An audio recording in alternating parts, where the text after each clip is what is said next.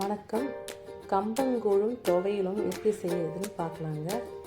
நம்ம இதை கம்பங்கூழை காலையிலே செஞ்சு பிள்ளைங்களுக்கு தரலாங்க. புளிக்க வச்சு சாப்பிடணும்னு அவசியம் இல்லை. நம்ம அப்போவே செஞ்சு அப்போவே சாப்பிட்லாம். டேஸ்ட்டாக இருக்கும், ரொம்ப ஹெல்த்தியும் கூட. உங்களுக்கு புளிக்க வச்சு சாப்பிடணும்னு நீங்கள் ஆசைப்பட்டீங்கன்னா நம்ம நைட்டு செஞ்சு வச்சுக்கலாம். காலையில் எழுந்து சாப்பிடும்போது நல்லா புளிச்சு அதுவும் டேஸ்ட்டாக இருக்குங்க. இப்படியும் சாப்பிட்லாம், அப்படியும் சாப்பிட்லாம். நம்ம இன்றைக்கி எப்படி செய்யறதுன்னு பார்க்கலாங்க. கம்பங்கூழ் நான் இன்றைக்கி 1 கப் கம்பு எடுத்துக்கிட்டேங்க. நல்லா கழுவி எடுத்துக்கணும்.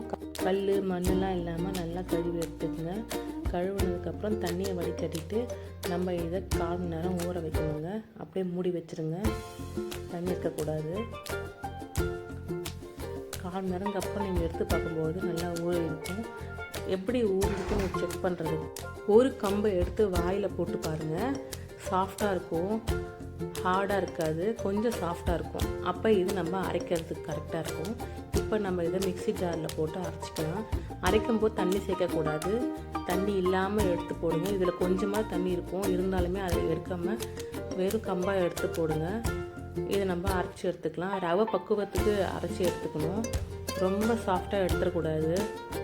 கொஞ்சம் நொறு இருந்தால் தான் நம்மளை கம்பங்கூழ் குடிக்கும்போது நல்லா டேஸ்ட்டாகவும் இருக்கும். அதனால் நல்லா அரைச்சி எடுத்துக்கலாம்.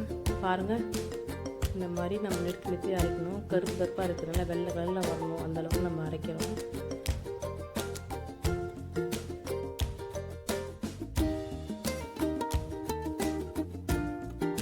இதுதான் கரெக்டான பக்குவம். பாருங்கள், ரவை மாதிரி இருக்கும், சாஃப்டாக இருக்காது.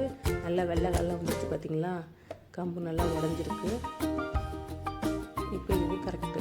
இதை நம்ம தண்ணி ஊற்றி உப்பு போட்டு நல்லா கலக்கி வச்சுக்கணும். ஏன்னா கட்டியாக எடுத்து நம்ம ஊற்ற முடியாது இல்லையா. அதனால் நம்ம இதை அரைக்கும் போதே நம்ம ஒரு குண்டால் தண்ணி ஊற்றி கொதிக்க வச்சுக்கோங்க. அது கொதி வந்ததும் நம்ம இதை எடுத்து அதில் ஊற்றிக்கலாம். உப்பு போட்டு கலக்கிக்கலாம்.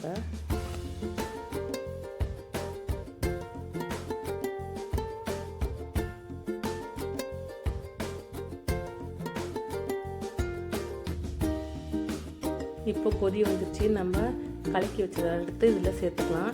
நான் இன்றைக்கி பச்சை அரிசி சேர்க்கல. உங்களுக்கு வேணும்னா நீங்கள் பச்சை அரிசி சேர்த்துக்கணும். இந்த டைமில் நல்லா பச்சை அரிசி வெந்ததுக்கப்புறமா நாங்கள் கம்பங்கூழை நம்ம ஊற்றணும்.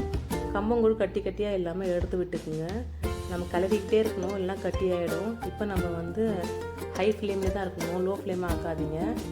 நல்லா கட்டியெல்லாம் எடுத்து விட்டதுக்கப்புறம் நல்லா கட்டியாகிடும். இப்போ கம்பங்கூழை கட்டியாகிடுச்சு. நம்ம ஸ்லோ பண்ணி விட்டுடணும். ஸ்லோலேயும் நல்லா வேகும். நீங்கள் கிண்டவே தேவையில்லை, எப்பயாவது ஒரு தடவை நம்ம கிண்டிக்கிட்டால் போதும். இப்போ நம்ம ஸ்லோ பண்ணிவிட்டு நம்ம துவையில் அரைக்கலாம். இன்றைக்கி நான் பொட்டுக்கடலை எடுத்துக்கிட்டேன். இதுக்கு பதிலாக நீங்கள் மல்லாட்டப்பயிறு எடுத்துக்கலாம், கடலைப்பருப்பும் எடுத்துக்கலாம். நான் இன்றைக்கி பொட்டுக்கடலை எடுத்துருக்கேன். புளி, காஞ்ச மிளகாய், தேங்காய், உப்பு. இதே தான் உப்பு கடலை. நீங்கள் மல்லாட்டப்பயிறு எடுத்தாலும் கடலைப்பருப்பு எடுத்தாலும் இதே தான் நம்ம சேர்க்கணும். சேர்த்து நம்ம அரைச்சி எடுத்துக்கலாம். இதுவும் நொறு தான் இருக்கணும், நல்லா சாஃப்டாக அரைக்கக்கூடாது. வேணுன்னா கொஞ்சமாக தண்ணி சேர்த்துக்குங்க.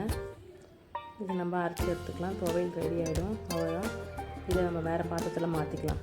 இப்போ நம்ம கம்பங்கூழ் ரெடி ஆகிடுச்சான்னு செக் பண்ணலாம்.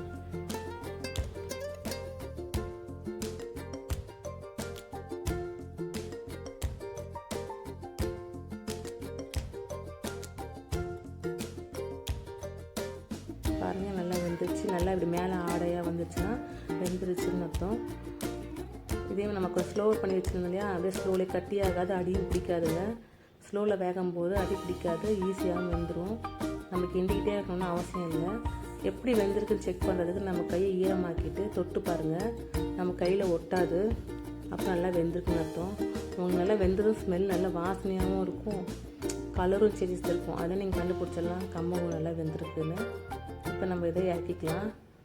சூடு இல்லாமல் ஆற வச்சுக்கலாம். நல்லா ஆறினதுக்கப்புறம் என்கிட்ட பழையது இருந்துச்சு, நான் அதை சேர்த்துக்கிறேன். பழையது சேர்த்தா இன்னும் ரொம்ப நல்லா டேஸ்ட்டாக இருக்குங்க. பழையது இல்லைன்னா நீங்கள் வெங்காயமும் தயிரும் சேர்த்து நம்ம சாப்பிட்லாம். நான் இன்றைக்கி பழையது இருந்தனால பழையதை சேர்த்துக்கிட்டேன். நல்லா நான் மிக்ஸ் பண்ணி விட்டுக்கிறேன். நம்ம இதை கட்டியாகவும் சாப்பிட்லாம். கிளாஸில் இன்னும் கொஞ்சம் தண்ணி சேர்த்து கிளாஸில் ஊற்றி குடிக்கலாம். பசங்க சாப்பிட்றதுனால நான் இன்றைக்கி இந்த மாதிரி செஞ்சுருக்கேன். பாருங்கள், கிண்ணத்தில் ஊற்றினா கட்டியாக இருக்கும், ஸ்பூன் எடுத்து சாப்பிடவும் ஈஸியாக இருக்கும்.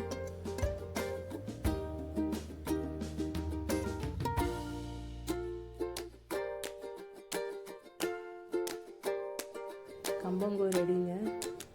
Thank you for more video. Subscribe my channel and like.